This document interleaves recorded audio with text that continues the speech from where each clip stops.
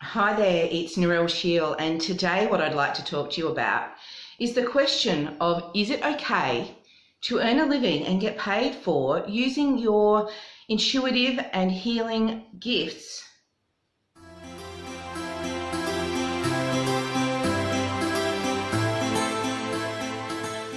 Okay, so if you've trained in any sort of healing art or complementary therapy, you're probably quite an empathic person and a compassionate person, and you really love what you do and love seeing people heal and get better and move on and go on to lead great lives and overcome whatever it is that's troubling them. I certainly know that when I trained as a remedial massage therapist and polarity therapist, and I definitely know that as a mentor, coach and counsellor, that that is one of my gifts. It's in listening, it's in intuition, it's seeing subtleties in energy and seeing things from different angles to provide solutions.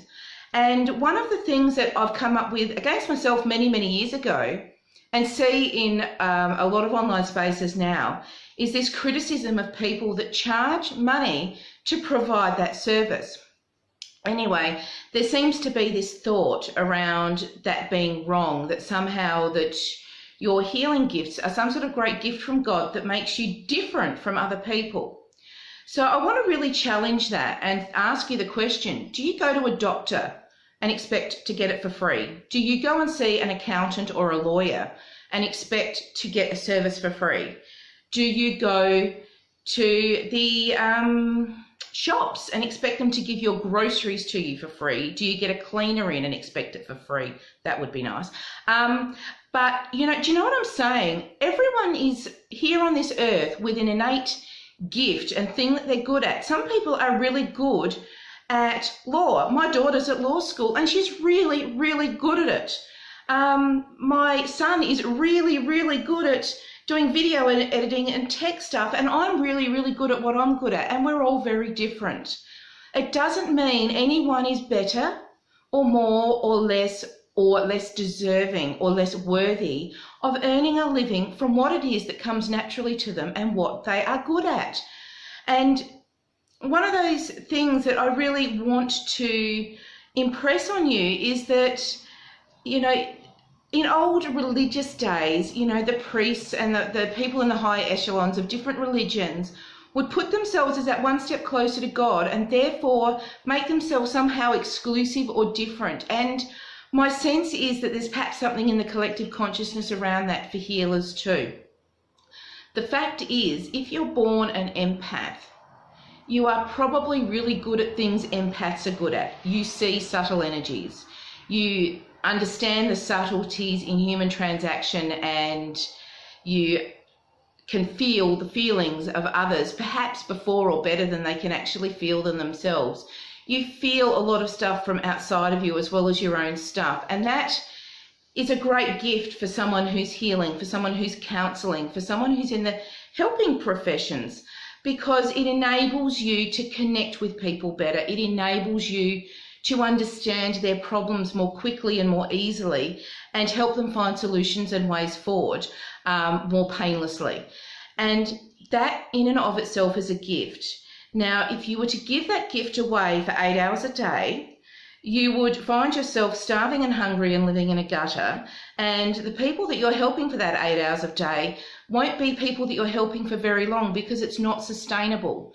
So I'd like you to think about the people that you're helping with your gift, okay? Because if they're paying you, then there is a fair exchange of energy, because money is simply energy. And I think this whole idea of money is something that brings healers unstuck because it's such a foreign concept to them. As night is to day, as money is to healers. And that's often what I see as underpinning this belief system that becomes a bit problematic, because otherwise what you find yourself doing is running a hobby business and having a side hustle of a real job that pays you, when actually you could be helping a lot more people in what is actually a real job and earning a living doing it, and your clients are going to be so much better off and you are going to be so much better off. So, whatever the reason is, whether it's a skewed belief around money or whether there's a bit of martyrdom in there, Really feel into what it is that drives your need to think that it's okay to give your services away for free. As I said earlier, you wouldn't go to the doctor, the dentist, the lawyer, the accountant, or the bread maker for free stuff.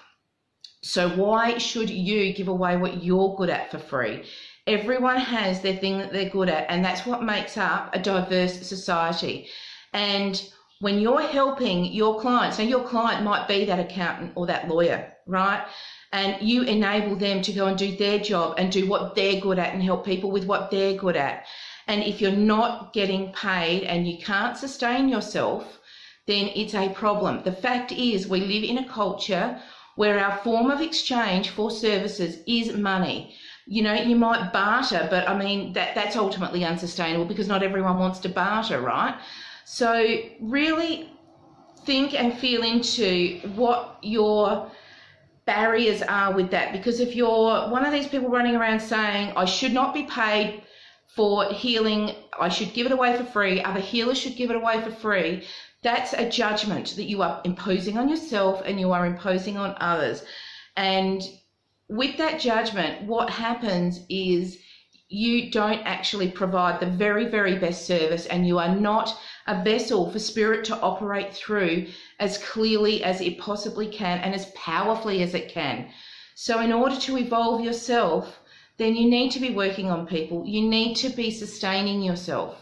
So what your fee is entirely up to you, and it doesn't need to be ridiculous or obscene or, you know, $1,000 an hour or, you know, anything that you might consider outrageous. But what is a fee that makes providing that service to your client sustainable so that they can go out into the world and be the best version of themselves? I don't think that you're a healer by accident. I certainly know that I'm not. And if you are born with those gifts, I really, really, really want to see you use them. And, you know, don't be afraid of the business side of that. It doesn't make you a bad person. It doesn't make you nasty or greedy or anything else. It makes you actually clever and sensible and sustainable in what you're doing. So I hope that's helped. And if you've got any questions, leave your comments below or get in touch with me through my website, www.narelleshiell.com. And, you know, I'd love to help you out with that, because I know this struggle. I went through it 20 odd years ago myself. And, you know, trust me when I say there's no need to continue with this struggle, because it's not fair to you and it's not fair to what you're here to do or your clients and people that you're here to serve. So see you next time in the next episode. Bye for now.